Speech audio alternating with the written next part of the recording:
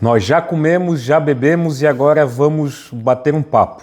E eu estou recebendo aqui hoje o meu amigo, meu compadre, Dr. Altieres Antônio Nascimento. Ele que é procurador aqui do município de Palhoça, professor de curso preparatório para concurso, professor universitário e também advogado. Altieres, boa noite. Boa noite, Ramon, meu compadre, meu amigo, obrigado pelo convite. Pode soltar, fica mais tranquilo. Fica à vontade de soltar, já tomei vinho, deixa eu tomar mais um gole para ficar mais solto. Mais um gole aqui, ó, pronto. Te agradecer o convite, né, irmão? A satisfação. Esse teu projeto é muito legal, eu acho que envolve três coisas que muita gente gosta: vinho, comida e direito. E esse projeto é muito legal, porra. Tem que ser de um cara genial que nem tu para ver uma ideia tão bacana dessa. E estou muito honrado e lisonjeado de fazer parte desse teu... A primeira pessoa, né, que te chama para participar disso, e vamos fazer um bate-papo bem legal. É exatamente isso, não é só fazendo parte, é o nosso primeiro convidado.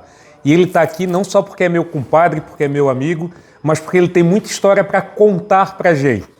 Ele que começou lá atrás, servidor do Tribunal de Justiça de Santa Catarina, depois virou procurador aqui do município de Palhoça. Para muita gente que não sabe, hoje a Procuradoria Municipal é um dos concursos mais cobiçados que nós temos em todo o Brasil. E não é por menos, nós temos muitos procuradores recebendo o teto do judiciário e ainda podendo advogar. Eu quero saber agora um pouquinho de você, Altieres. Como é que foi a sua trajetória no concurso público? Como é que você começou? Conta um pouquinho de você pra gente. A minha trajetória, assim, voltando até um pouco antes de ser técnico judiciário e procurador, né? Começou meu primeiro emprego formal, foi como office boy, né? Na época que o office boy era requisitado. Hoje, com todo o avanço da tecnologia, pouca gente, talvez a galera mais nova, o que é office boy? O office boy era aquele cara que pagava boleto lá no... chamava boca do caixa, mas que era o caixa, né? Então, fui office boy do colégio de energia. Antes disso, no emprego informal, fui servente de pedreiro do meu tio Altair, e o Tigrão, o apelido dele. E então, como office boy, né, no colégio particular, eu já notava a importância do estudo, muito embora às vezes eu não tivesse acesso àquela qualidade, mas tu via que ele passavam pessoas em vestibulares curtos de medicina. Então, aquilo mesmo eu não tendo acesso, eu já via a importância do estudo, né, da importância de quem não nasceu em berço de ouro, saber que o estudo é uma das poucas válvulas de ascensão social e econômica. Depois disso eu fui soldador na VEG, né? Fazia solda MIG, MIG TAG, né? Após isso, quando eu estava na VEG, abri uma oportunidade para fazer o curso de engenharia. O meu chefe Domingos falou: olha, faz engenharia. Eles tinham acabado de comprar uma empresa no México. Eles estavam selecionando algumas pessoas e por algum motivo eu fui selecionado. Sim, claro, sempre trabalhei bem, trabalhava no final de semana, porque eu precisava pagar as contas, né? Ganhava mal. E aí, por esses motivos e por ter uma conexão, uma amizade com o senhor Domingos, ele falou: olha, tu foi um dos selecionados para fazer curso de engenharia elétrica e após esse curso você vai trabalhar, é uma possibilidade de trabalhar no México. Mas eu nunca gostei de cálculo, nunca me senti bem fazendo cálculo. E eu falei: poxa, Domingos, eu vou começar a fazer direito.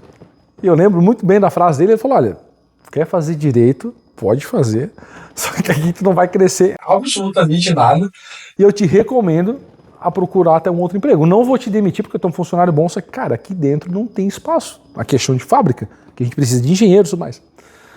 E aí eu lembro de que dentro da VEG existia um posto de atendimento bancário do Bradesco. E eu, como vivia ruim de grana, usando o limite, de vez em quando eu ia lá. E uma das vezes, de sapatão, de jaleco, eu fui lá, de uma maneira até despretensiosa, o gerente era o Fernando.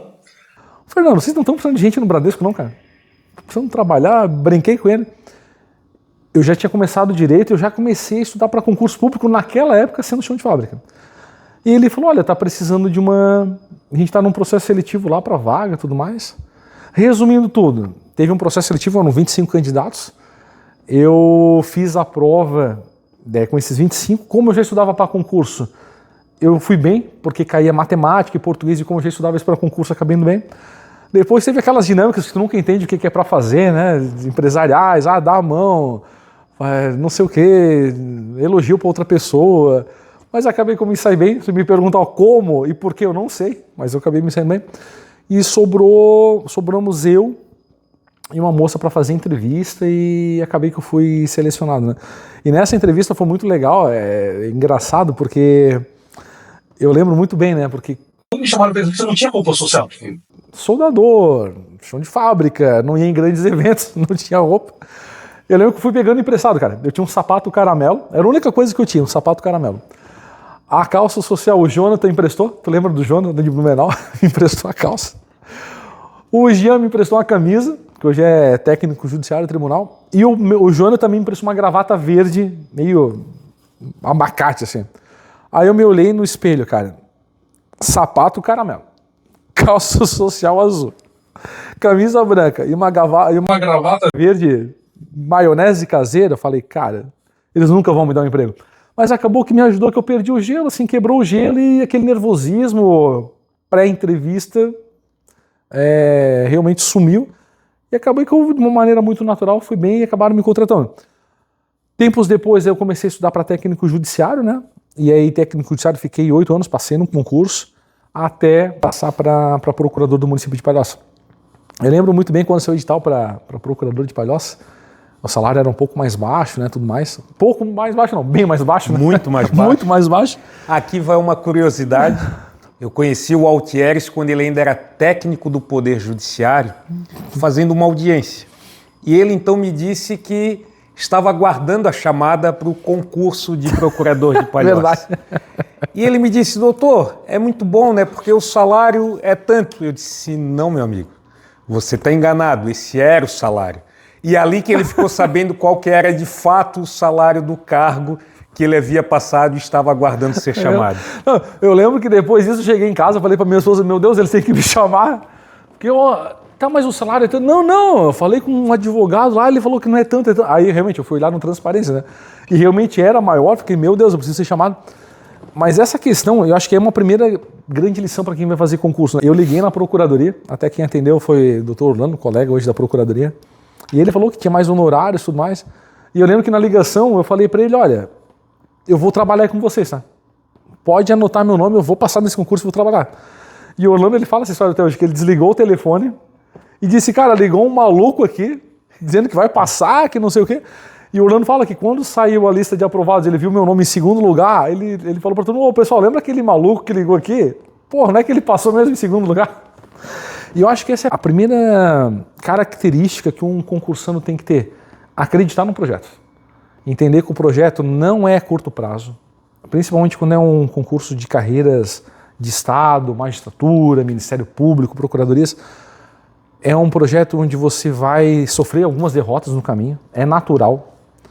E entender que isso faz parte do projeto e tem que ter resiliência. Resiliência nada mais é que a capacidade de tomar porrada, outro dia tu botar o bumbum na cadeira e voltar a estudar. Então, no período que eu estudei para procurador, foram 3 anos, né?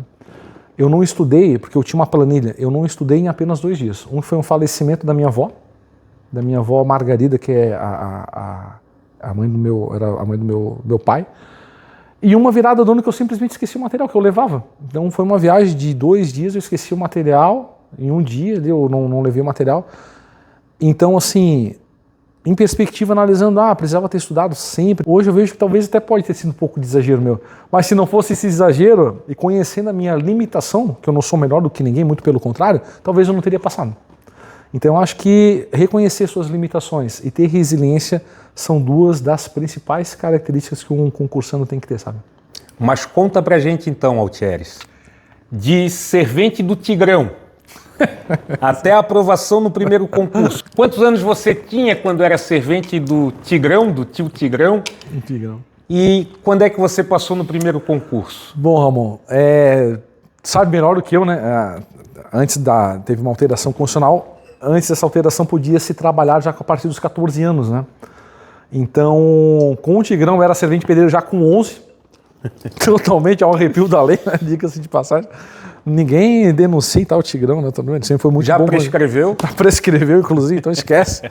Mas esse período de auxiliar de pedreiro, nada mais é do que meus pais falaram, cara, vai lá, quer ganhar teu dinheirinho e tal, ajuda, eu lembro de quebrar piso, fazer coisa bem braçal mesmo, ajudar a carregar areia e tudo mais. Mas quantos anos você tinha quando passou no primeiro concurso? Quando eu passei no primeiro concurso, foi em 2010, né? 2010. Não vai revelar a tua idade aqui. Pois hein? é, eu tô somando aqui. Mas eu tinha 25 anos. 2010? 2010. 40 anos de idade hoje, 40 então, anos, 15 anos, né? Bem vividos. Bem vividos, graças a Deus, bons amigos, família bem, uma E boa foram esposa. quantos anos no cargo de técnico judiciário até conseguir a aprovação no concurso de procurador do município de Palhoça? Isso, o concurso eu tomei posse no Tribunal de Justiça ainda em 2010, né? Em 2014 eu fui aprovado para procurador do município, né, de Palhoça. E a posse, ela foi dramática, né? Literalmente aos 45 do segundo tempo, ela foi só em 2018. Então o concurso tinha a validade de 2+2, eles prorrogaram em 2016. Em 2018, salvo engano, o prazo fatal era 10 de julho e eu tomei posse 20 de junho. Eu lembro disso. Ele fez 2 promessas para mim antes de tomar posse. Uma que ele pagaria um churrasco para todo mundo. Essa ele cumpriu. A outra que ele iria se filiar ao Sindicato dos Servidores Públicos Municipais de Palhoça. Essa ele não cumpriu ainda. Não prometam coisas para ele, tá vendo? Que não vão cumprir, ele lembra até hoje. Ainda dá tempo, hein, de cumprir. Dá tempo. Ainda dá tempo. Ainda dá tempo. Mas realmente, e esse período, eu confesso que eu cometi um erro, tá? Porque quando você passa num concurso onde você tem grande expectativa de ser nomeado, porque eu passei em segundo lugar, e aí tu acaba caindo numa zona de conforto. Então eu parei de fazer outros concursos, eu diminui meu ritmo de estudo, achando que seria nomeado rápido, tudo mais, a nomeação, né, o chamamento, tudo mais. E acabou que demorou muito e por muito pouco não aconteceu. E aí todo aquele período que eu estudei durante 3 anos, onde durante 3 anos eu só não estudei em 2 dias, teria ido por água abaixo, né? Aquele período de sacrifício. Então hoje eu vejo que eu levei sorte, na verdade, mas poderia ter tido um contexto muito pior, onde eu teria que voltar, não vou dizer estaca zero, mas muita coisa eu já tinha esquecido, porque eu fiquei 4 anos da minha vida nesse limbo, dizendo, cara, eu não vou estudar porque eu vou ser chamado, eu já estava com a ideia de ficar em Palhoça, não sou palhocense, mas me sinto palhocense. É palhocense de coração já. De coração, e é verdade, assim. Às vezes as pessoas perguntam, por que tu não mora em Floripa? Eu falo, cara, nada contra Florianópolis, eu acho linda a cidade, maravilhosa, mas eu adoro Palhoça, cara. E é verdade, eu adoro Palhoça, eu me sinto palhocense, o povo palhocense me abraçou, fui muito bem recebido e hoje de fato, eu me sinto palhocense. Altieres, eu acho que a tua trajetória mostra pra gente que a vida não é tão fácil quanto muita gente prega na internet. Aqueles vídeos de te ensino a ganhar não sei quantos mil em 2 semanas, 3 semanas. Tem muita gente que vende facilidade. E eu acho que não se conquista nada na vida sem ter muito trabalho. Eu quero saber de você, de técnico judiciário para procurador do município de Palhoça, o que mais mudou? Profissionalmente, financeiramente, pessoalmente, qual foi a maior mudança que você percebeu na sua vida? Essa tua fala é muito legal, Ramon, muito legal mesmo, porque inclusive ontem na aula, na Unisul, uma aluna tinha comentado, professor, porque algumas matérias, a carga horária é baixa, tudo mais, e a gente não pode... Ela quis entender que bastaria saber o que tem em sala de aula para ela prosperar. Eu falei, olha, se alguém te vendeu isso até hoje, é uma mentira. O que vai te tornar um operador do direito bom é o que tu vai fazer depois da sala de aula, então não adianta, eu não vendo ilusões aqui, muito pelo contrário, aqui é a ponta do iceberg.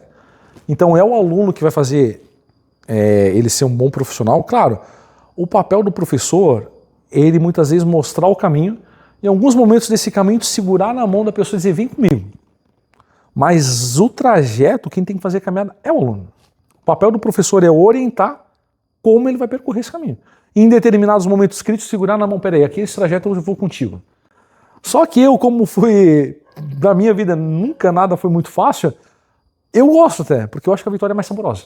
Do técnico judiciário para procurador, né, o aspecto profissional é que como técnico judiciário, na minha época, né, onde ainda se existiam muitos processos físicos, a questão era muito mais... O técnico, eu via que, infelizmente, muitas vezes ele era muito subaproveitado ainda. Então, o processo era físico. Tinha tardes que eles me pediam para colar R. Pô, tô ali, concursado. Coisa que pedir para talvez um estagiário fazer, colar R. Então, assim, eu via que tinha muitas funções e exercícios que eram realmente, não vou dizer incompatíveis, mas que não demandavam aquilo que eu estudei, né? Até na época era o estágio, e essa parte do estágio muita gente ainda fala, pô, eu gostava, tudo mais, né? Mas então, na minha época, como ainda havia, assim, questão de processos físicos, era um trabalho muitas vezes mais realmente algumas coisas braçais. Já a função do procurador, ele é como até por ser uma carreira de Estado, a responsabilidade, nada contra o técnico judiciário, funções importantíssimas, relevantes, e o Poder Judiciário não anda sem o técnico judiciário. Feito esse adendo, a função do procurador ela demanda uma responsabilidade maior, porque se eu assino um parecer, e esse parecer acaba trazendo algum tipo de prejuízo para a administração pública, ou podendo até incorrer em alguma situação de improbidade, dando margem, eu posso ser responsabilizado tanto na esfera administrativa, podendo responder um PAD, civil ou até mesmo criminal.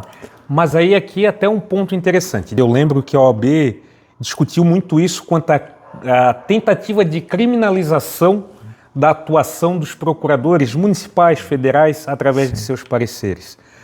Vou aproveitar aqui para fazer um breve parênteses para a gente falar um pouquinho de direito. Como é que está essa situação hoje em dia? Então, realmente, assim, hoje, graças a isso, a OAB ela teve uma participação muito importante, muito significativa, de realmente trazer teses, brigar, discutir de maneira saudável com o Poder Judiciário, alegando que o procurador ele não deveria ser responsabilizado criminalmente nessas situações de pareceres, porque o parecer, via de regra, ele é opinativo. Né? Ele não vincula. Ele não vincula. Exato. Eu vou fazer um parecer no sentido, olha, essa cláusula aqui ela é nula, essa cláusula aqui ela é válida, essa cláusula aqui ela deveria ser mudada, mas o meu parecer não vincula. Então, se o gestor público não quiser seguir as minhas indicações no parecer, ele não é obrigado. E justamente por isso eu não posso ser responsabilizado, porque senão eu estaria sendo responsabilizado por algo que de fato eu não concorri. E me parece que não apenas por isso. A tentativa de criminalizar a atuação do procurador me parece que busca milindrar a atuação dele. Busca inibir, né? Exato. Exatamente, ele busca inibir e fazer que o procurador ele tenha medo. Ele tenha medo, exatamente. Então, ele se sentia ressabiado. E eu peguei um pouco já depois dessa fase, mas eu converso com colegas. Eles falam, eu tinha medo de determinado parecer e poder ser criminalizado. E isso muitas vezes fazia o procurador, por medo, ele muitas vezes concordar com a opinião do gestor. Então, o STF, claro, depois de muita pressão da OAB, muita discussão jurídica, mudou o entendimento. Hoje, realmente, não tem mais essa ideia de criminalizar, né, essa atuação. Claro, muito embora possa responder na via administrativa, mas hoje é uma atuação mais coerente, onde o nosso parecer ele é meramente uma opinião. Aqui em Palhoça, na prática, via de regra, os gestores eles seguem o que nós colocamos no parecer, até mesmo porque, né, o gestor sabe que se ele não fizer o que nós indicamos, ele está por si só assumindo a bronca, e se tiver algum problema ali, ele já sabe que ele foi avisado, ele foi notificado, cientificado de que aquilo não era correto. Sim, e aqui até para quem não sabe, muitas vezes nós estamos sendo ouvidos lá no norte do país, no centro-oeste, estamos falando de Palhoça. Palhoça é uma cidade aqui no sul do Brasil, ao lado de Florianópolis, e muitos podem perguntar, mas o que ele está falando tanto da Procuradoria do município de Palhoça? Para quem não sabe, a Procuradoria do município de Palhoça é destaque, até mesmo nacional, ganhou prêmios Sim. como melhor procuradoria. Fala um pouquinho para a gente sobre a atuação da Procuradoria aqui do município de Palhoça. E falando só sobre Palhoça, isso é muito interessante, porque eu me mudei para Palhoça, né, em 2011, quando eu tomei posse como técnico judiciário. Era muito engraçado, porque eu trabalhava em Florianópolis, né, lá no famoso Marmitão, que eles chamavam, que é o Fórum Central, né, carinhosamente. Porque ele é redondo, gente. Porque ele é redondo, exatamente. Ele é redondo, parece uma marmita. Parece uma marmita mesmo. E aí as pessoas falam, pô, se muda para Florianópolis, né? Que, esquece Palhoça. Porque Palhoça tinha uma fama, tu vai lembrar melhor do que eu, que era a cidade de dormitório, né? Onde as pessoas trabalhavam, faziam tudo que tinha que fazer em Florianópolis. Se ele perguntar se eu lembro de alguma coisa da história da minha cidade... Chega a ser sacanagem. Né? Chega a ser quase ofensivo. Isso, é. Mas então, quando eu cheguei aqui, eu ouvia muito isso, né? Palhoça, cidade de dormitório. Hoje Palhoça é absolutamente... como eu já disse antes, não penso em me mudar para nenhuma outra cidade aqui, porque eu adoro Palhoça. E de fato, Palhoça cresceu muito. Hoje... Palhoça já está em população, salvo engano, eu vi uma estatística do IBGE, tinha passado Criciúma, já estava parecido com a população de Chapecó, e a previsão do IBGE em 2030 seria quarta. E a Procuradoria, nessa atuação, ela acaba tendo muitos desafios, né? Porque eu, por exemplo, eu atuo na área de assistência social e educação. Trabalhava com medicamento, né, até tempos atrás. Então tu vê, são pessoas que hoje buscam uma melhor qualidade de vida, busca uma inserção no mercado de trabalho em Palhoça, e existe quando vem a família, vem uma demanda por vaga em creche. Às vezes é uma família que não consegue emprego no primeiro momento, a gente tem que oferecer, e é obrigação do município oferecer um apoio assistencial, seja através de cursos para buscar uma inserção no mercado de trabalho, seja através da concessão de aluguel social para famílias de baixa renda, né? Então isso é muito bacana e é muito legal. Então os desafios da Procuradoria são muito recorrentes. Uma grande situação que nós tivemos, né, foi uma ação civil pública, deve ter acompanhado, né, Ramon? Ela a questão da agilidade para terminar o contorno viário, onde realmente teve um êxito muito importante, teve bloqueio judicial, teve um cronograma onde até eles tinham que cumprir. Teve uma atuação muito efetiva da Procuradoria do município. E hoje, eu até vi uma reportagem no Palhocense de hoje, inclusive, né? Depois da inauguração do contorno viário, a queda do número de mortes que teve nesse trecho na 101, salvo engano, diminuiu, não lembro agora de cabeça, mas acho que foi 31 ou 40%, um número significativo, né? Então isso teve uma atuação direta da Procuradoria. Hoje nós estamos começando a implantar também inteligência artificial, né, na Procuradoria. Está bem recente, isso começou também agora, faz questão de semanas, não deu nem um mês, né?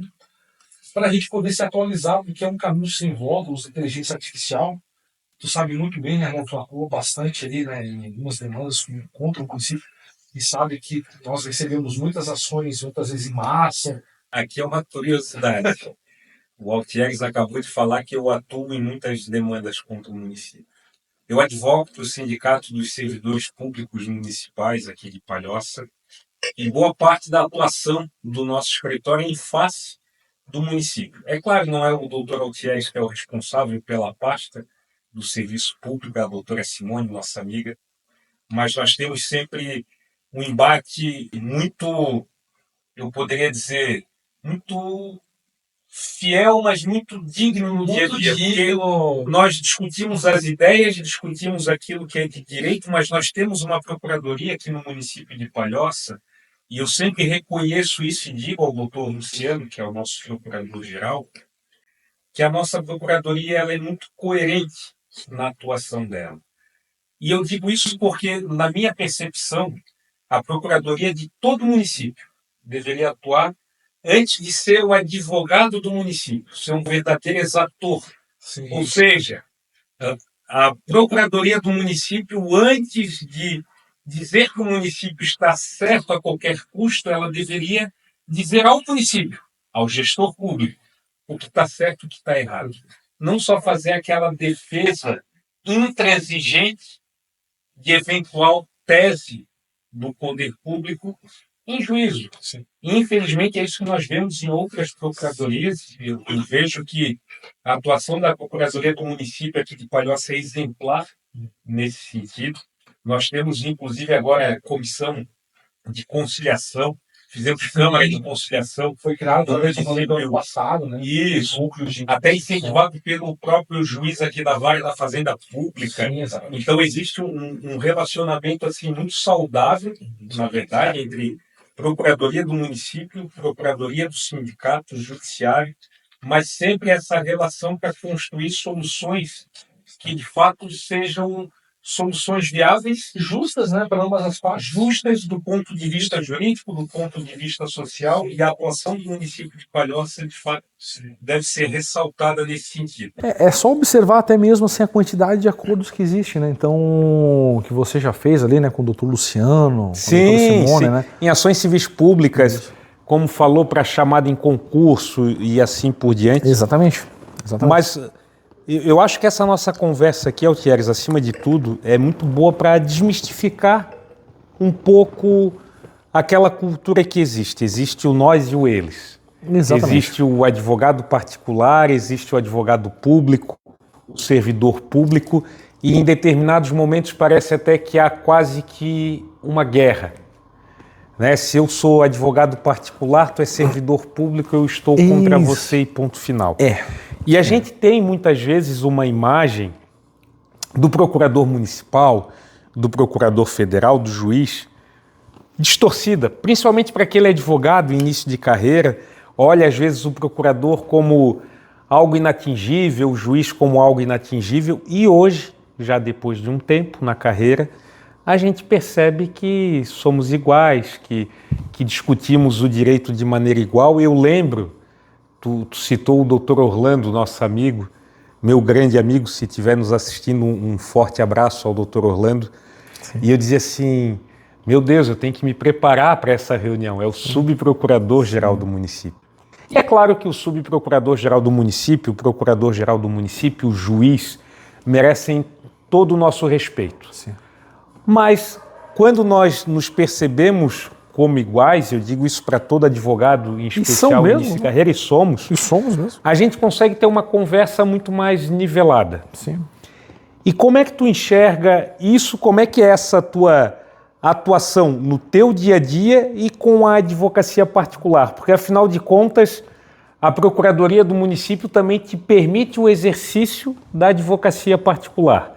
Então, tu consegue ver muito bem o lado da advocacia particular, o lado da advocacia pública. Sim. Como é que é o Altieres, procurador municipal, como é que é o Altieres, advogado particular? Sim. E assim, essa questão de, justamente, né, eu lembro no começo, comecei a advogar e atuar na procuradoria primeiramente, quando tinha que despachar com o juiz, realmente tu imaginava, meu Deus, tem que ter todo um preparo, E depois, não que você não se prepara, claro, você se prepara, mas você sabe que aquela pessoa, ela tem seus receios.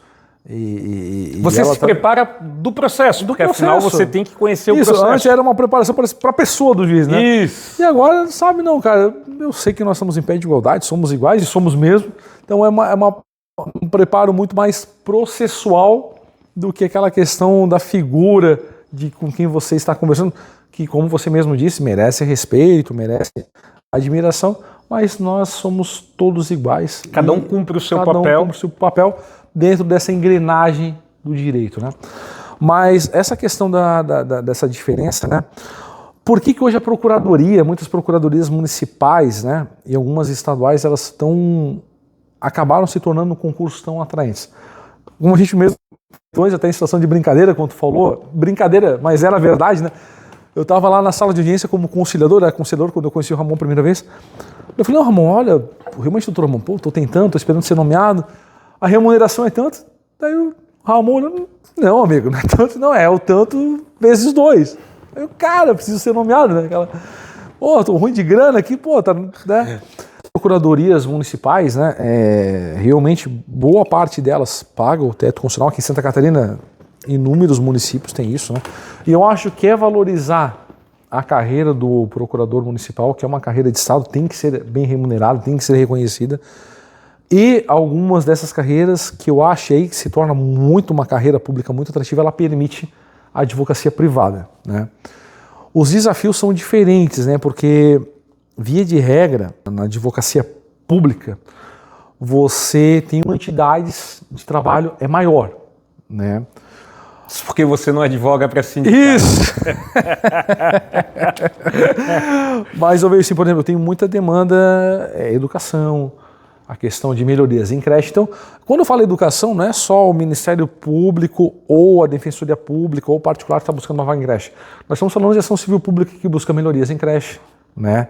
E onde o Ministério Público está cumprindo o papel constitucional dele, ou a Defensoria Pública, né? Onde nós realmente temos que buscar trazer melhorias, porque eu acho que tudo parte já de uma educação na pré-escola, creche boa. A pessoa entender a importância da educação desde cedo na criança. Não depois que ela tiver no ensino fundamental médio, onde para ela aquilo ali vai ser novidade, mas pô, mas eu nunca tinha isso, né? E o quanto que ela deixou de ter de desenvolvimento em função dela não ter uma educação de qualidade desde criança. E aí nós vamos entrar até numa questão social, onde você vai dizer, agora tu pode ter esse pé de igualdade. Mas isso seria uma igualdade formal, não material. Diferentemente de uma criança que teve, às vezes, uma educação numa entidade privada de muita qualidade desde cedo. Tu querer que essa criança, se não tiver numa creche pública boa, vai competir e tu exigir isso em igualdade de condições, com outra criança que sempre teve uma educação de melhor qualidade na iniciativa privada, é muito injusto. Então hoje o poder público é um papel constitucional de trazer melhorias para essas crianças, porque vai refletir lá na frente no futuro, né? Na própria futuro da sociedade, não só daquela criança. Então o procurador municipal tem muito mais prazos, então há mais burocracias internas, a questão de parecer, até pouco tempo atrás fazer parecer em projeto de lei, parecer em processo administrativo disciplinar, então o volume de trabalho ele é muito maior. Na advocacia privada, acaba que não que você escolhe algumas ações ou não, mas de fato, assim, pô, isso aqui não é o que eu gosto de fazer, eu não vou fazer. Né? Você indica para algum outro advogado e tudo mais. Eu que não sou procurador, o que aparecer lá no escritório a gente tá pegando, a gente não nega serviço para ninguém. E até às vezes e uma das situações que leva a essa escolha, né, que não é fácil às vezes fazer, é a falta de tempo, né? Justamente porque tu está dividindo diferentemente do teu escritório onde tu se dedica 100% a ele, eu me dedico metade do meu dia à procuradoria. Então acaba que até de uma maneira para você ser racional no seu volume de trabalho, você tem que acabar fazendo isso. Só que aí, na advocacia privada, o que acontece? Você tem muito mais cliente para dar resposta. Eu vejo que na advocacia privada, as pessoas esperam mais de ti porque tu está lidando, não que na pública você não lide com a vida das pessoas, mas lá, por exemplo, é projeto de lei, é um processo administrativo. Então, algumas coisas são de bens comum. Na advocacia privada, é aquela pessoa que confiou em ti que você vai entregar o resultado que ela está esperando. Os desafios são diferentes. São diferentes. Então, na advocacia privada, eu vejo que o desafio ele é mais da pessoalidade, a pessoa que espera alguma coisa de você, doutor Ramon Carmes, doutor Altieres, e de fato ele merece esse respeito. Na advocacia pública, você lida mais com ações em massa. Então você estuda mais teses, né? Tese, essa vaga integral, por que não pode ser integral? A família tem que comprovar que ninguém do núcleo familiar consegue ficar meio período com a criança. Então você discute muito mais tese, muito mais situações abstratas. Na advocacia privada, não. A cada pessoa, de fato, vê aquele processo como muito importante na vida e ele quer ser tratado dessa maneira. Então, é algo mais pessoal na advocacia privada. Sabe? Mas até porque, enquanto procurador municipal, me parece que o impacto é muito mais... transcende... Perfeito, é isso. Transcende aquela pessoa individual e impacta muito mais a sociedade. Exatamente, é um impacto mais coletivo, exatamente. Eu vivo muito isso nas ações coletivas do sindicato. Quem advoga muito para sindicato, no direito sindical, nós vivemos isso. Nós temos, por exemplo, ações coletivas que impactam 6.500 servidores, que é o número de servidores atualmente hoje da Prefeitura Municipal de Palhoça, fora aqueles temporários que passaram nos últimos 5 anos. Nós estamos falando de atingir não 10 mil pessoas, mas 10 mil famílias. Exatamente. Quem sabe? E é exatamente o que você discute lá na advocacia enquanto procurador municipal. E é claro que o procurador municipal ele deve ser valorizado, nós sabemos o valor da atuação, nós principalmente a relação que nós temos, nós discutimos muito isso, nós sabemos o valor que isso tem que ser bem remunerado. E atualmente, é claro, é muito bem remunerado em boa parte dos municípios, isso também tem que ser reconhecido.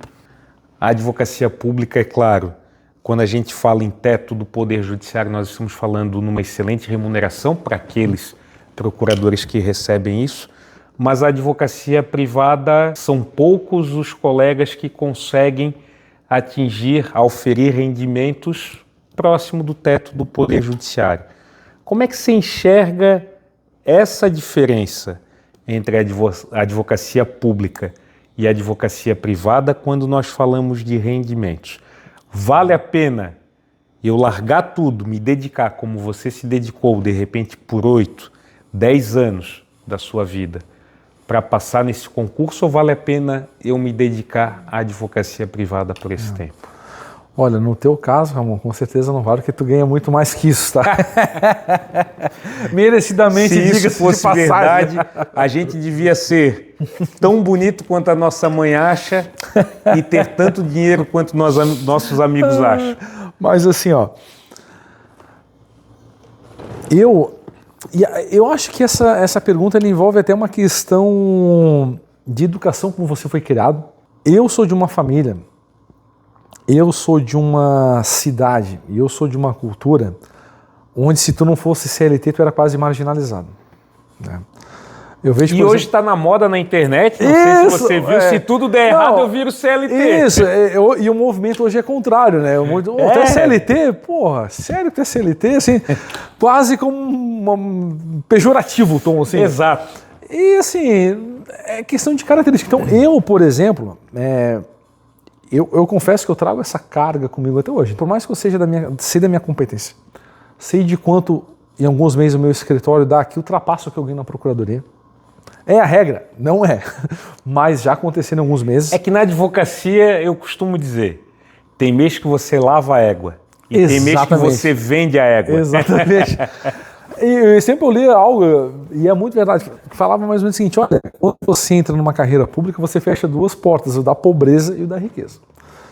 E acaba sendo assim, tu vai conseguir ter uma vida muito confortável. Assim, o dia que eu reclamar do meu salário como procurador, eu estarei sendo extremamente injusto e beirando cruel. Ainda mais levando em conta a realidade da população geral. Além da realidade da população geral, a minha própria realidade como eu cresci. Que eu cresci sendo servente de pedreiro, office boy. Eu acho que seria eu enganar e eu virar as costas para a minha própria história. E eu acho que o homem, quando ele vira a costa para a sua própria história, ele está deixando para trás um pedaço da sua própria vida. Eu não acho legal. Então seria muito injusto falar. Então eu, por exemplo, na minha opinião, eu não consegui falar, escolhe um, tem uma opção agora, uma emenda constitucional, tu vai ter que escolher. Eu ficaria na pública, muito mais até por essa questão, volto a dizer, que eu fui criado nesse meio de buscar segurança. Meu irmão, por exemplo, ele sempre teve uma visão muito empreendedora. E eu vi que uma época assim, ele era meio marginalizado. Pô, isso é verdade, tá? Ele chegou a ter 2 carteiras de trabalho, tanta anotação, a gente pega para ver, o pessoal pega no pé dele até hoje. Mas na verdade é porque ele tinha um perfil, por exemplo, de empreendedor. Não era culpa dele, mas naquela época onde ele estava inserido, ele foi de fato marginalizado por isso, né? Agora, de fato, bem como tu muito bem pontuou, né? A iniciativa advocacia privada, eu sinto 2 coisas. As minhas maiores vitórias que eu tive de prazer, assim, de dizer, cara, como é bom ser advogado, eu tive algumas na pública, com certeza, mas as mais significantes foram na privada. E às vezes tem aquele honorário que entra, tu fala, porra, que massa, sabe? Assim, que extrapolou muito o que tu ganha na procuradoria. Então, é entender. Eu, por exemplo, eu valorizo muito ainda essa questão da remuneração do procurador, né? Do serviço público.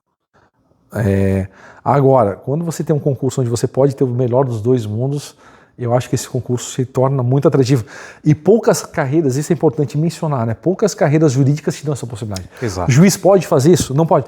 Hoje, o magistrado e membro do Ministério Público, né, por resoluções do CNJ e do Conselho Nacional do Ministério Público, até questão de estudar aula em cursinho hoje está tendo uma certa discussão, estão abrindo procedimentos. Por isso que hoje é muito comum, tem se tornado com muito você ver magistrados e membros do Ministério Público pedindo exoneração do cargo muito bem remunerado, muito bem respeitado, com uma ótima visibilidade, para dizer, cara, eu estou empreendendo aqui, é que eu estou ganhando mais dinheiro. Onde você vende cursos, né, voltado para a magistratura, né? A gente tem vários exemplos, né?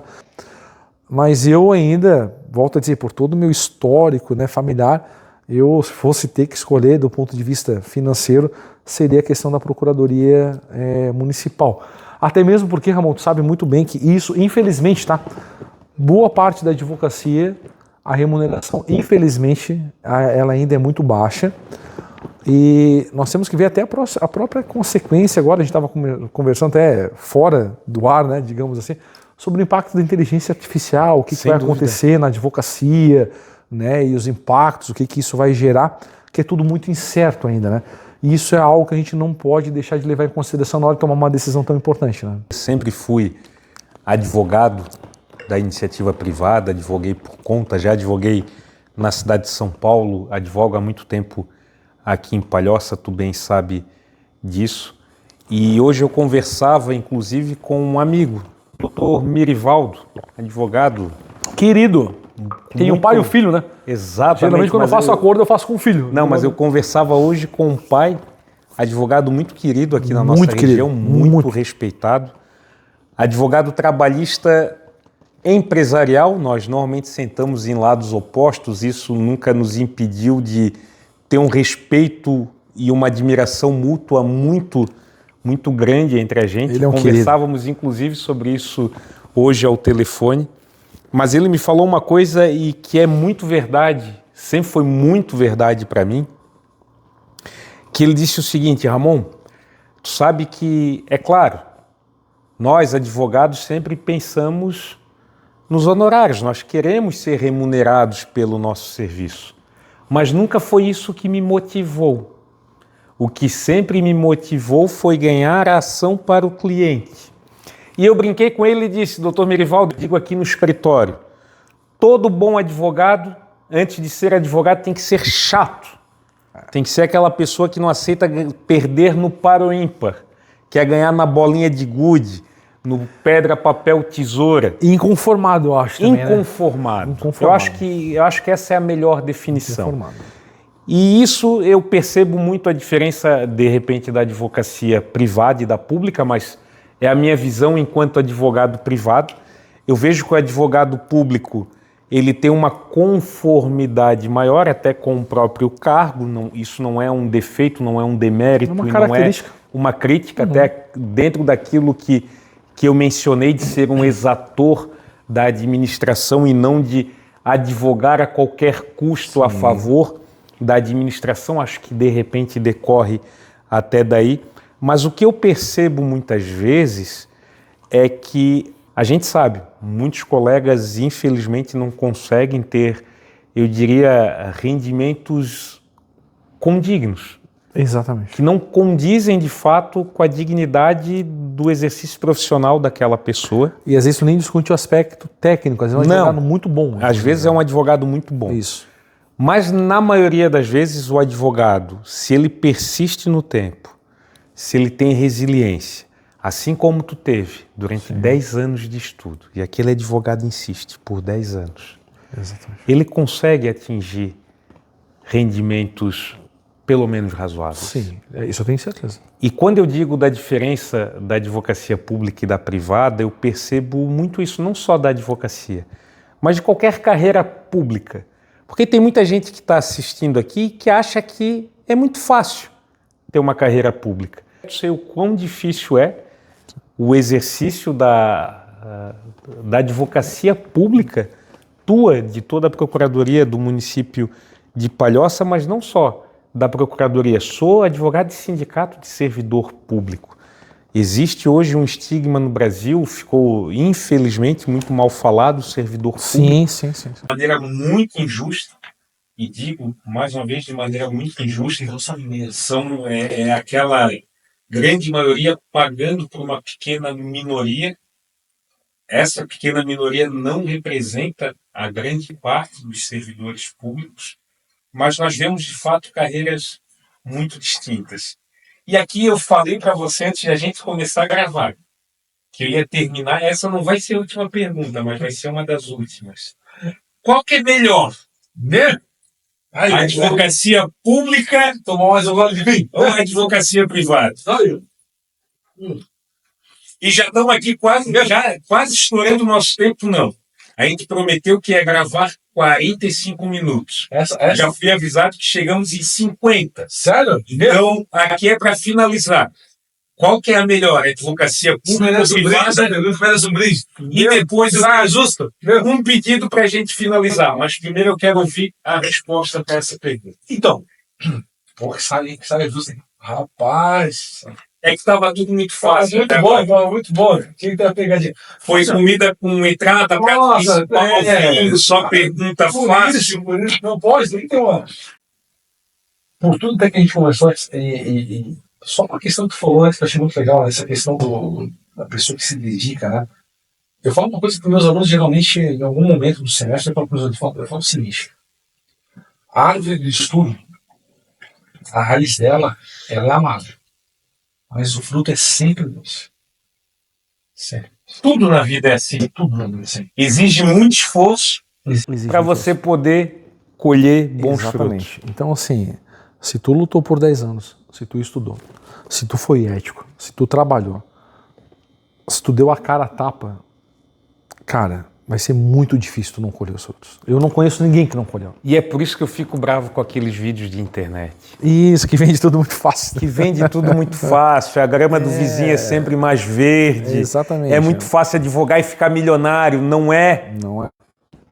Não é. E se fosse, quase todo mundo seria, né? Então, assim... Que bom que fosse. Que bom que fosse, mas que bom que fosse de pessoas que ralaram, batalharam, tudo mais e fizeram por merecer. Né? Altieres, eu tenho uma fala que eu sempre digo que é a seguinte, eu acho que vale aqui para ti que estudou muito tempo para galgar uma boa posição no concurso público, hoje um advogado privado muito renomado aqui na cidade, que é: todo mundo vê as cachaças que a gente toma, mas ninguém vê os tombos que a gente leva. É verdade. Eu acho que isso resume tudo. Tudo, verdade. É muito fácil ir na internet e ver aquela pessoa que está dirigindo um carrão dizendo que foi fácil. Se ele está dizendo para você que foi fácil, ele está mentindo para você. É, exatamente. Isso não é verdade. Não é fácil chegar a nenhum lugar na vida. Eu lembro de concursos... Não foge da minha pergunta. Eu vou voltar. Eu vi aqui que ele está querendo fugir da minha pergunta, mas eu não vou deixar. Não deixou. Eu quero saber, afinal de contas, não eu quero saber, todo mundo que está aqui nos assistindo quer saber disso. O que é melhor, a advocacia privada ou a advocacia pública? Em matéria de satisfação, até porque justamente a advocacia privada tem essa questão de pessoalidade, as vitórias mais saborosas que eu tive muitas vitórias bacanas na advocacia pública, mas as que mais causaram impacto, que justamente por ser aquela questão de pessoalidade, chegar, pô, doutor, esse dinheiro aqui eu vou poder terminar minha casa. Doutor, esse dinheiro aqui eu vou poder ajudar minha filha no casamento. Tudo isso que eu já ouvi. Eu lembro que eu tive um caso que o último desejo da pessoa era ela poder casar no civil, porque ela estava com câncer terminal, foi uma aluna minha, inclusive. E ela falou, pô, doutor, meu último sonho é poder casar. E de fato ela casou, morreu 2 semanas depois. Verdade isso. Então isso é muito difícil ter na advocacia pública. Casos tão emblemáticos. Então se me perguntar, cara, quais são as vitórias que mais te trouxeram significado? Foram na iniciativa privada. Sendo muito sincero, muito transparente. Tive muitas vitórias na advocacia pública, mas justamente porque na pública tu trata de situações mais coletivas, onde você não visualiza o impacto na vida daquela pessoa em específico. E às vezes tem muito mais impacto até do que aquela individual. Isso! Mas a satisfação da individual é maior. Exatamente. A satisfação. Então eu tive mais, assim, aquelas satisfações, porra, cara, que bom que eu advogo. Eu recebi uma mensagem uma vez no final de ano, eu lembro muito bem, eu estava em Poços de Caldas, na casa da segunda mãe da minha esposa, que é a Catina, e eu recebi uma mensagem naquele dia que dizia assim: doutor Ramon, eu só queria lhe agradecer, isso dia 31 de dezembro, eu só queria lhe agradecer porque por conta do processo que o senhor ganhou para mim esse ano, eu pude fazer uma cirurgia e terminar minha casa. Isso. Quando eu recebi aquela mensagem, eu estava ao lado da minha esposa, eu disse, eu não sei nem o que responder para essa pessoa, porque eu fiz aquilo que eu fui contratado para fazer. Mas é claro que é uma satisfação pessoal muito grande, gigante, cara. quando a gente consegue perceber o impacto que nós tivemos na vida daquela pessoa. Exatamente. E eu acho que a advocacia privada te traz isso mais do que nada. É no dia a dia. É o rosto que você vê de alegria quando você ganha uma ação, ou até mesmo de insatisfação, de sentimento de injustiça, que muitas vezes nós compartilhamos esse sentimento de injustiça com o cliente de uma ação que não logrou êxito. Tu se sente mais injustiçado na advocacia privada. Também. Mexe mais comigo. Porque tu sabe que aquele cliente, às vezes, ele merecia ter vencido. Até questões técnicas, muitas vezes, de produção de prova. Isso. Às vezes, nem necessariamente quem tem o melhor direito tem a melhor prova. Exatamente. E isso vai impactar no resultado do processo. E isso, às vezes, te machuca mais, né? Porque tu fala, pô, esse cara merecia ganhar e tudo mais, né? Então, te traz mais satisfação. E quando algumas derrotas, elas são mais doloridas, né? Então, essa questão, para mim, a advocacia privada, ela traz uma intensidade muito maior, tanto nas vitórias quanto nas derrotas, né? E o que tu fala, né? Exatamente, pô, já teve cliente de lá no escritório, uma questão do honorário, o cara começar a chorar, falou, cara, eu nunca ganhei tanto dinheiro. E não era nem um valor muito alto, tá? Não era nem o valor financeiro. Não era o valor financeiro, mas assim, que trouxe um impacto absurdamente alto. Então, com certeza, na privada eu vejo mais isso, eu sinto mais isso. A minha esposa, que inclusive acabou de chegar, porque eu estou ouvindo o barulho da porta, que é advogada também lá no escritório, essa semana ela ganhou flores de uma cliente, agradecendo por conta de um processo de aposentadoria. E eu conversava com ela e ela disse assim para mim, eu mandei mensagem para ela agradecendo a flor. E ela disse para mim o seguinte, a minha gratidão pelo que você fez por mim nunca será suficiente. Olha só. E a gente percebe o impacto do nosso trabalho no dia a dia, né, Fran? Né, Frederico? Tudo bem? Como é que foi o jantar? Tava boa a pizza? Bem legal. Gente, aqui é de verdade. Eu gravo na minha casa, minha esposa, meu filho acabaram de chegar, eles foram jantar fora para deixar um pouquinho comeu de espaço. Comeu a pizza doce, Fred, que tu queria? Pra gente. Não! Não comeu a pizza de marshmallow? Geleia? GMM? GMM. Eu também gosto de GMM. Então tá bom, filho. Altier, mas eu vou pedir para que a gente finalize aqui. A gente está chegando a 1 hora já de conversa. Quando a conversa é boa, ela flui. Eu acho que a gente vai desligar a câmera aqui e vai continuar batendo papo. Com certeza. Mas eu queria que tu deixasse aqui 2 dicas. Uma para quem quer prestar concurso público, tu que é advogado, tu que é professor, melhor dizendo, de curso preparatório, como eu falei no começo, também professor universitário, mas enquanto professor de curso preparatório, quem passou por essa trajetória, eu queria que tu deixasse primeiro uma dica para quem quer concurso público e tu também enquanto advogado particular, advogado privado, que tu deixasse aqui uma dica para quem quer seguir na advocacia particular. Bom, para quem busca carreira pública, eu falo para todos os alunos, eu não conheço ninguém que se tivesse um bom material, um bom plano de estudo, resiliência e dedicação, ele não tenha passado em algum concurso. Eu não conheço. Pessoa que teve esses 4 elementos por um determinado tempo, ele aplicou esses 4 elementos, ele passou em uma coisa. Ah, eu queria passar para juiz. Cara, o cara não passou para juiz, mas passou para oficial de justiça federal. Passou para analista federal. Ah, eu queria ser delegado, não passou para delegado, mas passou para escrivão da Polícia Federal. Em resumo, tempo de bunda na cadeira estudando. Tempo de bunda na cadeira estudando. Mas eu tenho uma péssima memória. Ainda assim passei. Mas assim, carreira pública, bom material, resiliência, dedicação e um bom plano de estudo. Se tiver isso e manter isso por um bom tempo, vai dar certo, cara. Alguma coisa vai passar. Para um advogado privado, eu acho que a atenção ao cliente. O cliente ele tem que se sentir... Sabe aquela questão, o advogado ele tem que ter o faro comercial da parada.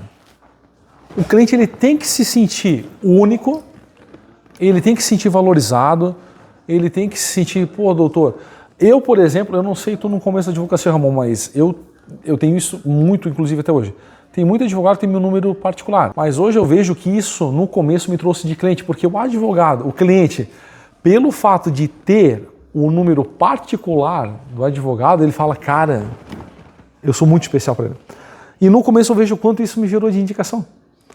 E tu tá começando a divulgar, pô, o cara, tu tens uma tese de periculosidade para uma empresa que tu sabe que vai te dar 30, 40 mil de honorários. Aqui ele já está querendo vender a tese dele. Não, hein? não tô. Mas assim, e aí te liga um cliente, o cara te manda uma mensagem no sábado. Porra, tu não vai responder o cara, irmão? Tu vai. Tu quer? Tu tá pensando no horário daquela tese que tu sabe que provavelmente tu vai ganhar. Eu fechei uma ação excelente esse ano. Eu estava sentado no sofá aqui da sala. Era uma quinta-feira, 8h30 da noite. Isso. Chegou uma mensagem.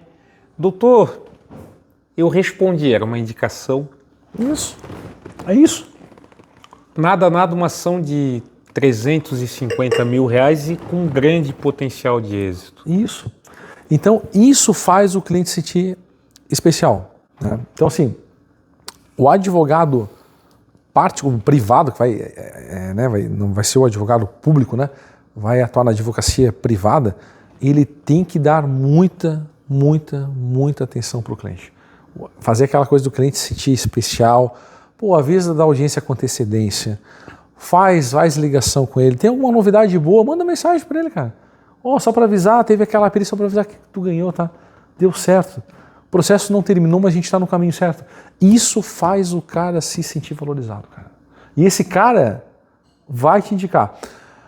E hoje eu sei que tem vários tipos de marketing, eu acho que vale muito a pena um advogado. Hoje está mitigada essa ideia de marketing para o advogado, né, ele poder divulgar o trabalho dele. Eu acho muito legal. Que bom que a OAB avançou, inclusive, nesse sentido, acho que é fundamental. Sim. Mas a famosa e antiga propaganda boca a boca, tu sabe muito bem do teu escritório, ela ainda tem muito valor, cara. Muito valor. Então, assim, aplica, né, essa questão de investir no teu marketing de digital, acho que é fundamental. O advogado não pode esquecer isso. Mas capricha naquele cara que já é teu cliente. E que se tu tratar ele bem, ele vai te indicar muita gente. E é o famoso boca a boca. Isso ainda tem muita importância na advocacia privada. Eu publiquei um vídeo essa semana. Uma ex-cliente minha, a Cida Petersen, se estiver nos assistindo, um abraço para ela.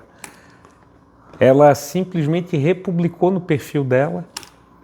Eu fiquei muito feliz, fui lá, agradeci ela. Ela veio, doutor Ramon, o senhor merece muito. A sua esposa também, a doutora Franciele, também merece muito. E assim, o carinho de fato que esse cliente tem com a gente é muito significativo. Mas bom, passamos um pouquinho de 1 hora. Eu acho que está na hora, dois podcasts, eu acho que está na hora de finalizar. Mas eu acho que fica aqui algumas lições muito importantes. Primeiro, nós temos aqui uma trajetória de vida. Não é alguém que ouviu um vídeo na internet, no dia seguinte estava aprovado num concurso, não. Foram anos e anos de dedicação, de estudo, para poder ser aprovado no concurso público. E agora na advocacia privada também uma dedicação muito grande aos seus clientes, às suas ações que defende, que atua como advogado. Altieres, queria agradecer. Tu sabe, tu é meu irmão, padrinho do meu filho, sou padrinho do teu filho. A gente tem uma amizade que transcende a qualquer podcast, qualquer aventura que eu tenha aqui nas redes de buscar de fato trazer algo diferente. Mas a conversa de hoje, primeiro, que aquele servidor público, daquelas carreiras de Estado, como você bem colocou, o procurador, em breve teremos juízes aqui, outros advogados também privados, mas que todo mundo tem a sua vida particular no dia a dia, que lutou muito para chegar aonde está. E isso revela para quem está nos ouvindo que não basta querer, a gente tem que trabalhar para chegar lá. Então, queria agradecer a tua presença aqui, tu é sempre muito bem-vindo na minha casa, mas hoje, mais do que nunca, a tua presença foi especial. Espero que tenha comido muito bem, que tenha gostado do vinho. Amanhã eu preciso começar a dieta. Conversa tenha valido muito a pena. Para vocês que nos assistiram, acho que fica aqui algumas lições. Uma, não desista nunca daquilo que você quer atingir. Quer passar num bom concurso, como meu amigo aqui passou? Estuda muito. Tempo de bunda na cadeira. Quer ser advogado particular, quer ganhar bem? Não vai ser do dia para a noite. Também tempo de bunda na cadeira, atendendo o seu cliente, trabalhando duro, trabalhando das 7 da manhã até as 10 da noite, e aí você vai ter resultado. Eu lembro, e hoje em dia uma advogada excelente, a doutora Tamara, foi minha estagiária, e ela dizia, eu chegava no escritório, às 8h30 da manhã, o Ramon já estava lá. Eu comecei a chegar mais cedo, às 8 da manhã, ele já estava lá. Eu comecei a chegar mais cedo, 7h30 da manhã, ele já estava lá. O que ela não sabe é que cada vez que eu percebia que ela chegava mais cedo, eu também chegava mais cedo. Não dá o braço a torcer, né? Para dizer o seguinte, se tem alguma coisa que é importante para mim, é que eu seja o primeiro a chegar. O escritório de advocacia, o dono ou sócio fundador, porque eu acho que falar em dono é muito pejorativo, mas o sócio fundador é aquele que leva a cara do escritório, ele é o maior exemplo que nós temos dentro do escritório. E aí tu falou tudo, né? A liderança pelo exemplo, né? A liderança pelo exemplo, fantástico. Pô, Ramon, só tenho a agradecer pelo convite. Pô, comida maravilhosa. Nossa. Comeu carne crua, Comi carne disse crua. que nunca tinha comido carne crua na vida dele, comeu steak tartar. Adorei. Ele Prato disse que principal. gostou, a gente vai... Depois eu Tu viu que eu descubro se repeti, ele né? Eu gostou comi ou não. 3, né? Então é um sinal que eu realmente gostei. Prato principal maravilhoso. Resenha maravilhosa, sempre bom estar contigo. Na tua casa, bonita, linda. E a gente conversou sobre várias coisas. Pô, obrigado pelo convite. Ser o primeiro é um motivo para mim de, pô, honra e um orgulho muito grande. Sabe que tu também é um grande amigo meu, pô, padrinho do meu filho. Eu tenho uma honra e é um presente de Deus ser padrinho do Fred também. E, porra, sem palavras para agradecer, foi muito legal mesmo. Gente, foi top, a gente fica por aqui, porque agora a gente vai assistir a final da NBA. Isso, liga Um abraço. aí. Abraço. Valeu, irmão. Porra, top, cara. Valeu. Valeu, Porra, muito bom, cara.